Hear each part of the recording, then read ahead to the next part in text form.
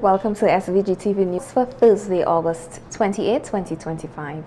I am Yvette Bowens with the details.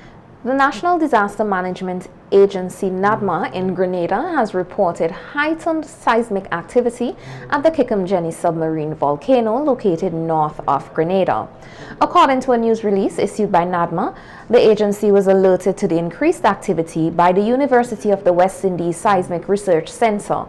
The current episode of volcanic unrest began at approximately 10 p.m. local time on Wednesday, August 27, 2025.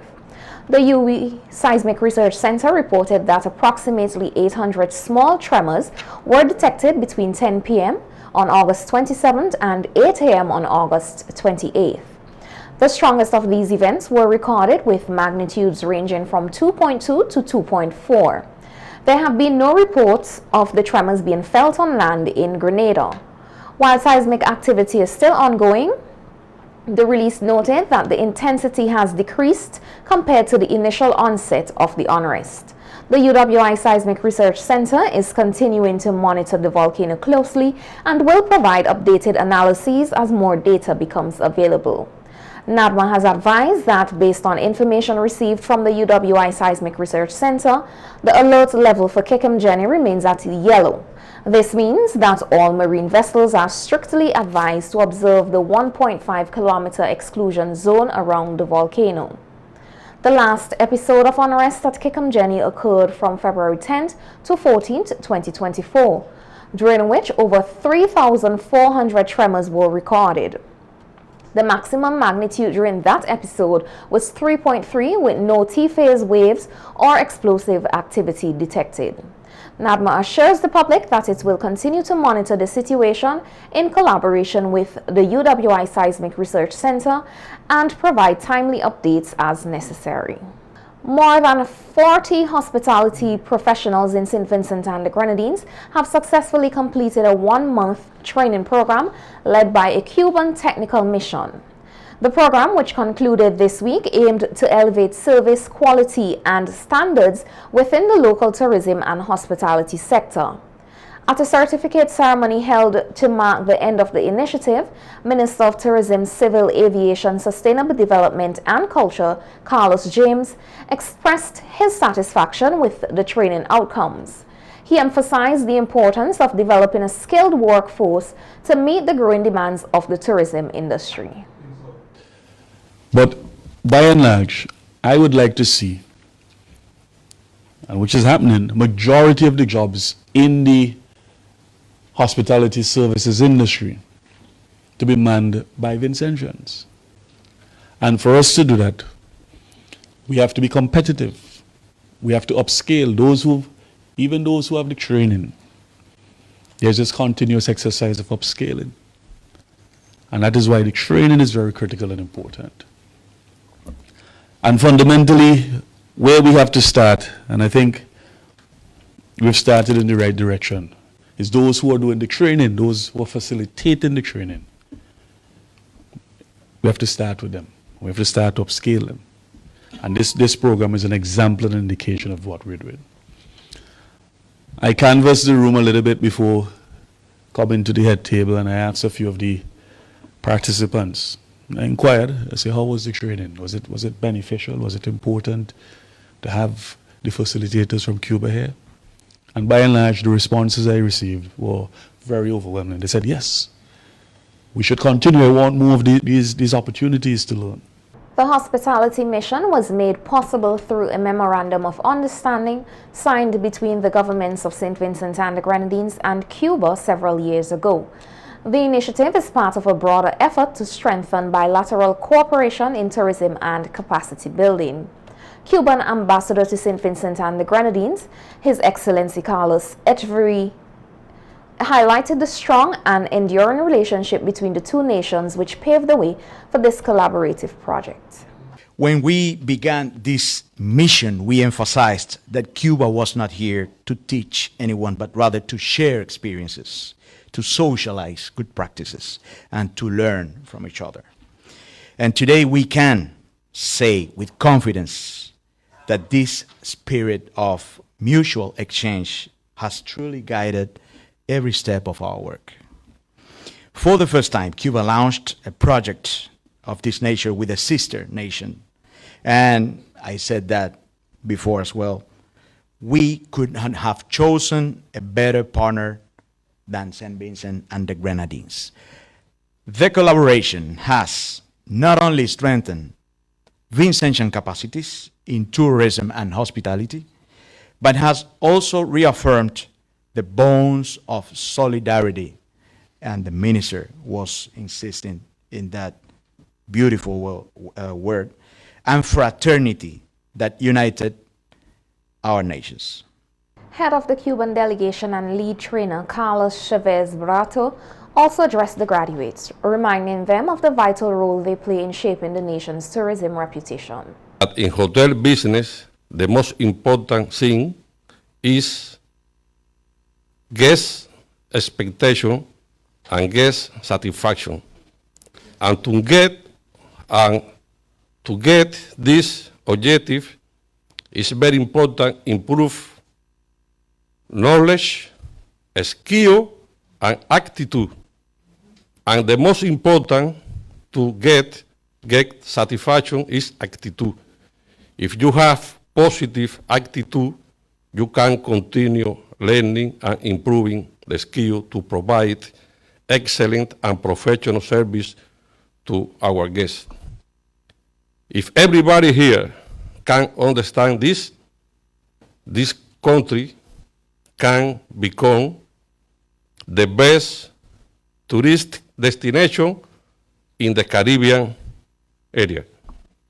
The mission included 8 Cuban facilitators with expertise in various areas of hospitality, including customer service, culinary arts, housekeeping, and hotel operations.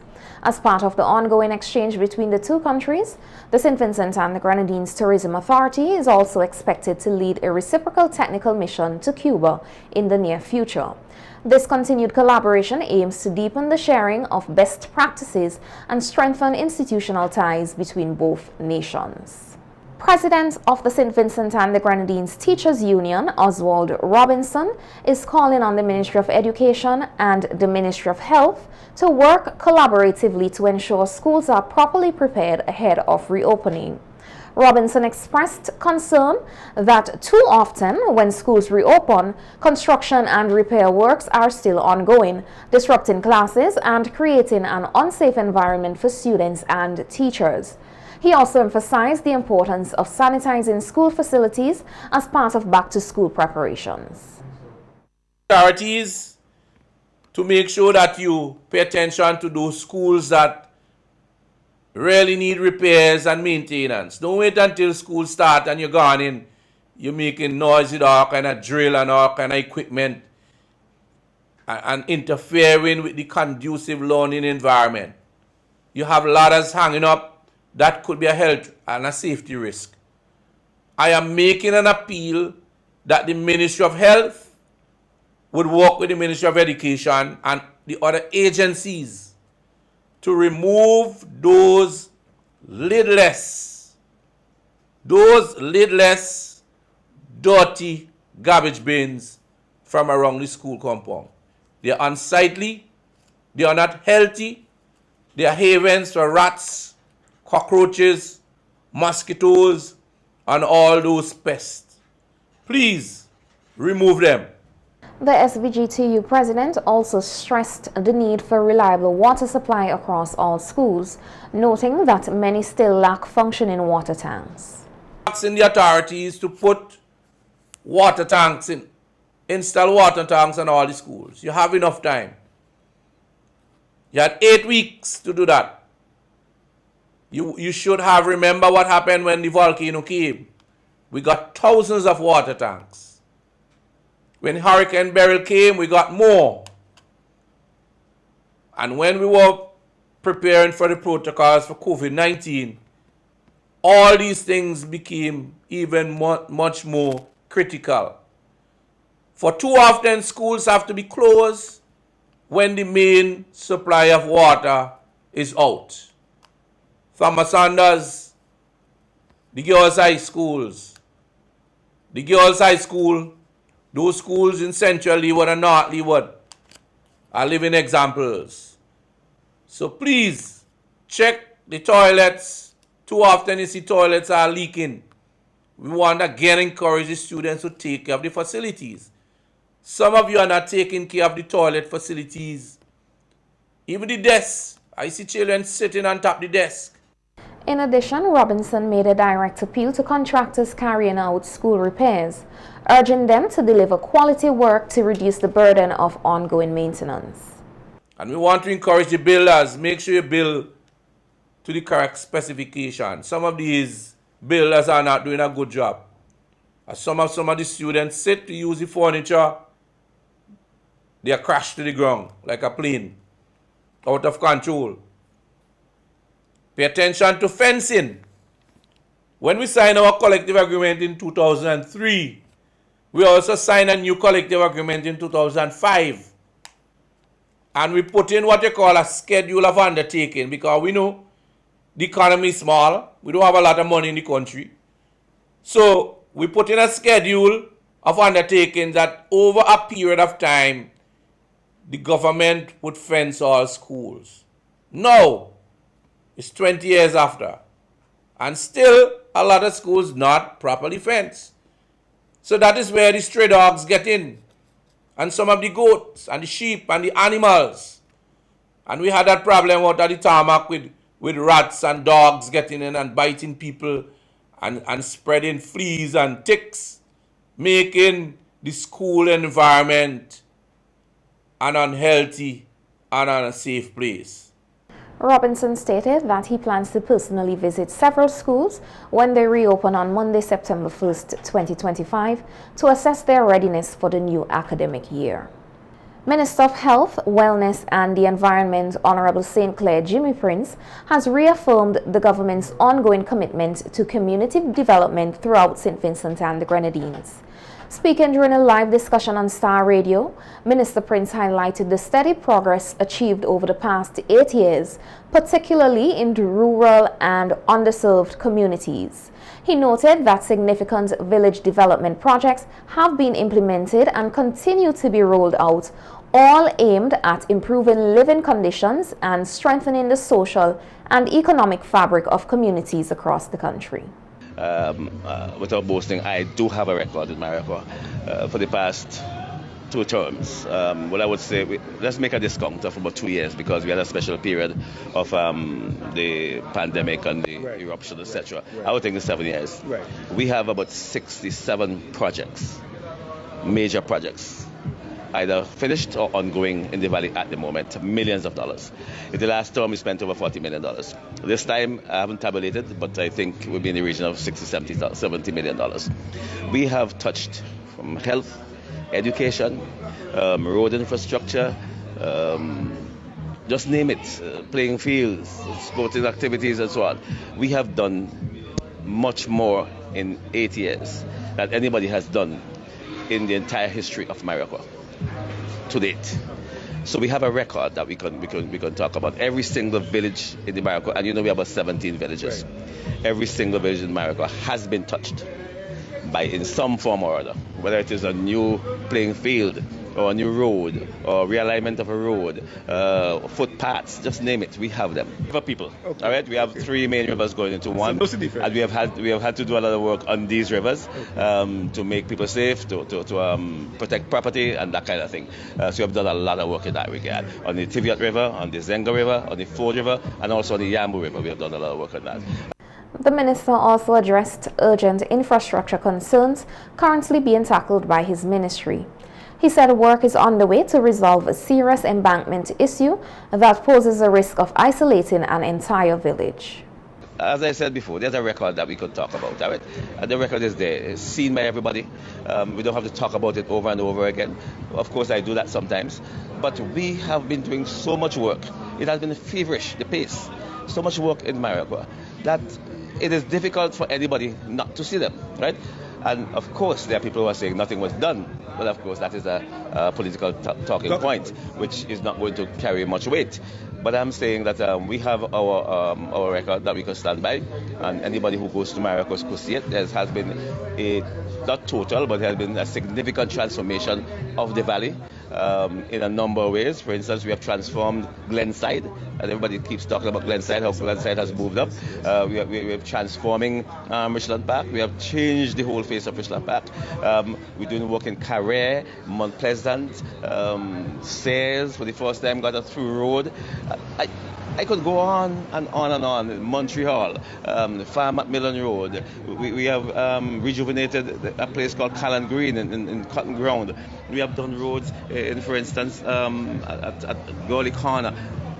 Right now, we're finishing up the Haksha Bank realignment project, where we're trying to save a village. Because right now, Calipa, village of Calipa, next to Montreal, is being threatened by an embankment, being threatened to be cut off from the rest of Richland Park. And we're working on that right now. Minister Prince reiterated that the government remains focused on ensuring that no community is left behind and that development efforts will continue to prioritize the needs of rural areas.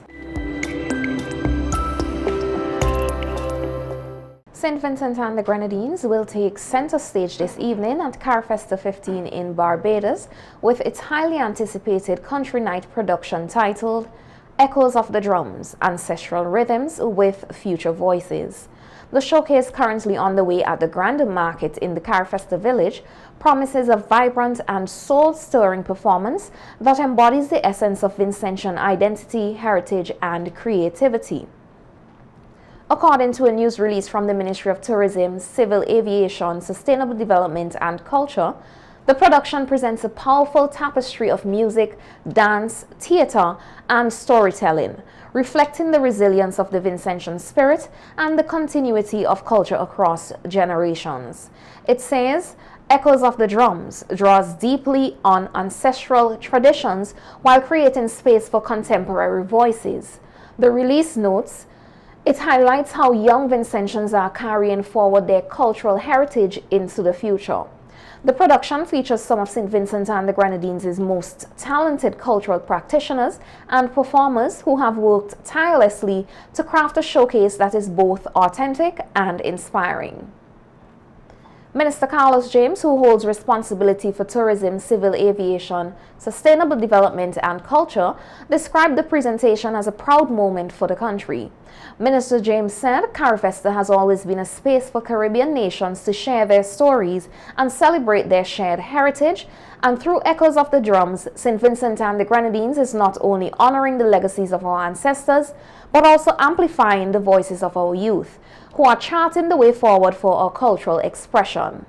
Country Night is traditionally one of the most eagerly anticipated elements of Carifesta, offering each participating nation the opportunity to present the richness and uniqueness of its culture to regional and international audiences. This year's Vincentian production is expected to leave a lasting impression on festival goers, reinforcing the vibrancy, resilience, and creativity of the nation.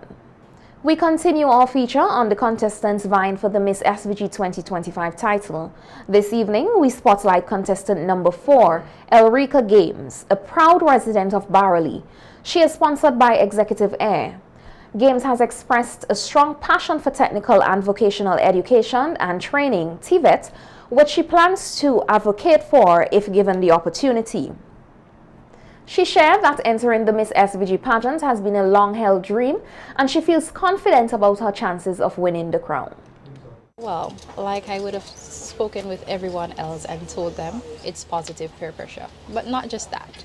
It's friends who saw the great in me or the goodness in me, and they said, you know, you have the potential, and they just wanted to give me that little extra push. But even after entering, I realized that it's so much more than just the extra push that they wanted to give me. It's an opportunity where I'm able to go ahead and further my education. It's an opportunity also to further meet other persons, get a great exposure, make connections, and also build bonds with the sisters that are here with me. I would say advocating for technical and vocational education, because I am truly a TVET baby and I love the idea of gaining practical skills, because not everybody has the opportunity to really, sit behind a classroom and get that particular knowledge. So I believe in finding a skill set that best suits you and just expanding on it so that you can create opportunities not just for yourself but for others out there as well. Games also reflected on her journey so far in the pageant, saying it has been an enriching experience that has helped her grow personally and professionally. It has been very transformative. Each practice session has its perks. So we would have walking, we would have public speaking, and each of them helps with a particular aspect, be it walking with poise, gaining your confidence, finding your voice, etc. I've really learned and is continuing to learn, continue to gain knowledge about the walking with poise and elegance and confidence, because I'm quite accustomed to walking in heels, but for some reason with all of the elegance with it and the poise and everything that comes with it, that is something that I'm getting to learn and getting to the nit and grit of. I'm hoping to pursue something along the lines of hospitality management. Though my bio says that I would have studied entrepreneurship and also I really do love children, I still think that the hospitality field helps in that also. I'm currently working at Sandals, St. Vincent and the Grenadines. It has a lot of opportunities. They also have a beaches resort that has children. So I can definitely capitalize on these opportunities to be able to just put myself out there and just give it my best shot and work on my personal growth and development. Stay tuned as we continue to introduce the young women competing for the coveted Miss SVG 2025 title.